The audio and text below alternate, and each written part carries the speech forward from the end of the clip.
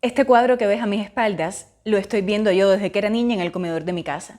Lo que no sospechaba cuando aquello era que esto es una reproducción de una naturaleza muerta, y mucho menos sabía la historia fascinante que se esconde detrás de esas dos palabras, naturaleza muerta. Ahora que ya la sé, te la cuento. Mi nombre es Greta.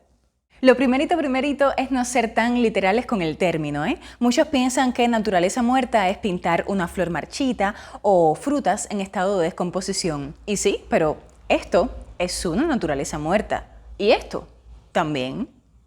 Así que cuando oímos hablar de naturaleza muerta nos estamos refiriendo a una obra en la que se representan objetos inanimados que pueden ser flores, frutas, animales muertos y hasta recipientes colocados encima de mesas generalmente o encima de aparadores y que están representados de manera tal que nos transmiten una sensación de bienestar, serenidad. Una aclaración necesaria. Cuando oigas hablar de bodegón, no te asustes. Es lo mismo que naturaleza muerta. Como te estarás imaginando, el ser humano desde tiempos remotos se interesó por pintar alimentos. Claro, porque forman parte de nuestro día a día. Sin ellos no podemos vivir.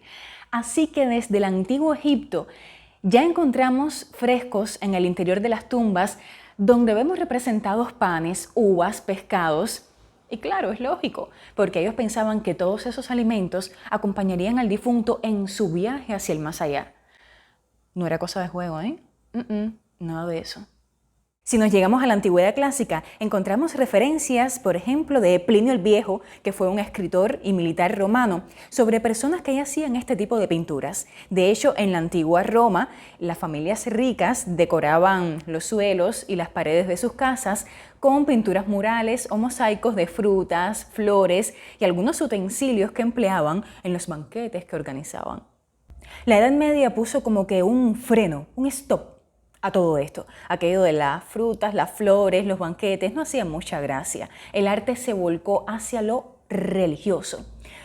Aunque sí se representaron bastantes manzanas, como símbolo del pecado original, por supuesto. Así que todo va encajando, ¿verdad? Ahora bien, en 1596, y esto se pone interesante, Caravaggio, que fue un pintor que no tuvo problemas con transgredir lo que estaba establecido, ni con salirse de las normas, pendenciero por demás, pintó este cesto con frutas que muchos lo consideran el primer bodegón de la historia. Aunque eso de los primeros, los segundos y los terceros es un poquito relativo. El caso es que Caravaggio insinuó que pintar aquella cestica de frutas era tan digno como pintar pasajes bíblicos o retratos de personas. O sea, dijo que esto era arte, pero esto también. ¿Quién dijo que flores, frutas, utensilios no pueden ser los protagonistas absolutos de una obra de arte? Evidentemente, durante el Barroco, que es el periodo dentro del que se incluye la obra del artista Caravaggio, muchos lo dijeron. De hecho, la naturaleza muerta se consideraba un género menor, ínfimo. Era pura imitación de la realidad.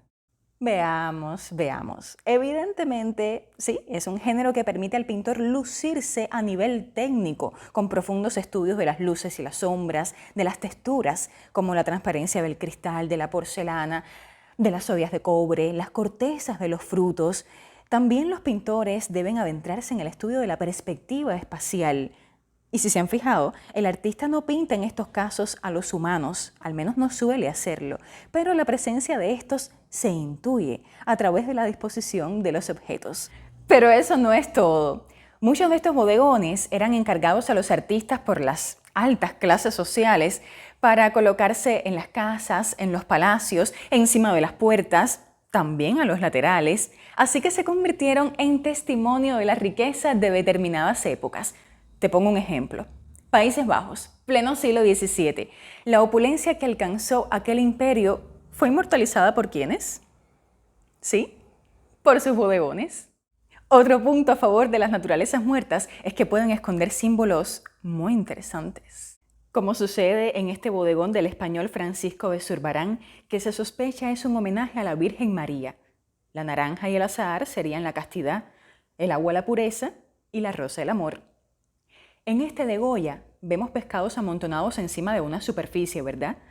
Pero si hacemos una lectura más profunda de la obra, percibimos el horror de la muerte asociado a la guerra, que tanto denunció este artista español en sus creaciones. Por lo tanto, no son solo imitación de la realidad, son bodegones que esconden mensajes alegóricos. Y si de mensajes alegóricos estamos hablando, ha llegado el momento de las vanitas. Vanita, sí, escuchaste bien, es un subgénero dentro del bodegón que tiene una misión muy clara: recordarnos la fugacidad de la vida. Por eso son obras que están llenas de símbolos como velas consumiéndose, flores marchitas, calaveras, aunque también nos muestran libros, partituras, instrumentos musicales que vienen a recordarnos que los placeres intelectuales mundanos son fugaces. Y aquellos que decían que la naturaleza muerta era una mera imitación de la realidad, no imaginaron lo que sucedería con ella desde finales del siglo XIX en lo adelante. Por ejemplo, los impresionistas empiezan a pintar naturalezas muertas como parte de sus experimentos con la luz y el color. Ya no eran naturalezas muertas tan convencionales, ¿verdad?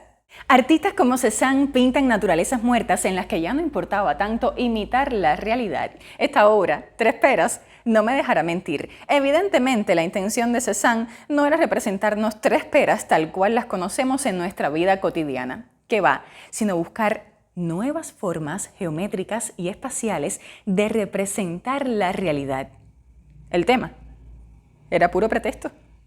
¿Hay más? Claro que sí. En pleno siglo XX, Pablo Picasso crea esta naturaleza muerta con silla de rejilla, en la que representa una copa, un cuchillo, una rodaja de limón, con un lenguaje muy cubista, que los hace apenas reconocibles. Para colmo, esta naturaleza muerta se convirtió en una de las primeras obras dentro de la historia del arte que incluye objetos de la vida cotidiana, una cuerda de cáñamo y un hule que simulaba ser una rejilla. ¿Qué te parece? Como te estarás imaginando, además de todos los artistas que te he estado mencionando durante este video, otros grandes también sucumbieron ante los encantos de aquel supuesto género menor. Eso sí, cada uno desde sus estilos muy particulares. Te menciono mis preferidos: Jan Brueghel el Viejo, Courbet, Manet, nuestro querido Van Gogh, por supuesto, Renoir, entre muchísimos otros. Así que si en tu casa o en otro lugar que frecuentes hay alguna naturaleza muerta, estoy segura que después de ver este video vas a comenzar a apreciarla de manera diferente, o al menos esa es mi aspiración. ¡Chao! La opulencia que alcanzó aquel imperio ha quedado inmortalizada ¿por quiénes? Gracias. Pero eso no es todo. Muchos de estos bodegones, ahora la mosca. ¡Ay!